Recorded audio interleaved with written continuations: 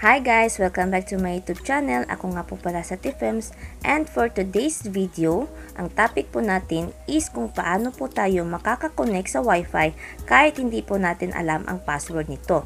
So for example po, sa Wi-Fi ng kapitbahay nyo, sa Wi-Fi ng tropa nyo, or sa Wi-Fi ng opisina nyo.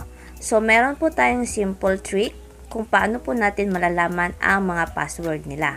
But before po tayo mag-start, kung bago ka pa lang po sa channel ko, please click the subscribe button and hit the notification bell para lagi po kayong updated sa mga susunod na videos na i-upload ko. So without further ado, let's start!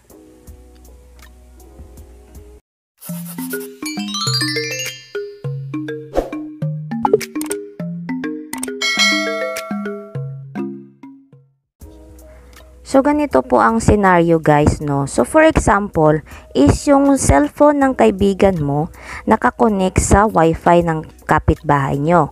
Pero, ang nag-connect sa cellphone niya is ang mismong may-ari ng Wi-Fi. So, hindi rin niya alam kung ano yung mismong password ng Wi-Fi ng kapitbahay nyo. So, gusto nyong malaman kung ano yung password ng Wi-Fi ng kapitbahay nyo. So, ganito po ang gagawin nyo, no? So, for example po, ito po yung cellphone ng friend mo. So, pupunta po muna kayo sa settings. And then, dito po kayo pupunta sa Wi-Fi. So, kung makikita nyo dyan, meron nang nakakonect na Wi-Fi sa cellphone ng friend nyo. So, i-click nyo lang po yung mismong name ng Wi-Fi. Okay. So, kung mapapansin nyo po, meron pong QR code na lumabas. So, ito po yung i-scan ng isa nyong friend na gusto rin malaman kung ano yung mismong password ng kapitbahay nyo. So, sa QR code na to, makikita nyo lahat po ng information about dun sa Wi-Fi ng kapitbahay nyo. Kung ano po yung Wi-Fi name nila and ang password. So, ngayon. So, for example, ito yung cellphone mo na hindi nakakonect sa Wi-Fi ng kapitbahay nyo. So, ang una nyong gagawin is pupunta po muna kayo ng Play Store. Then, isearch nyo po ang QR code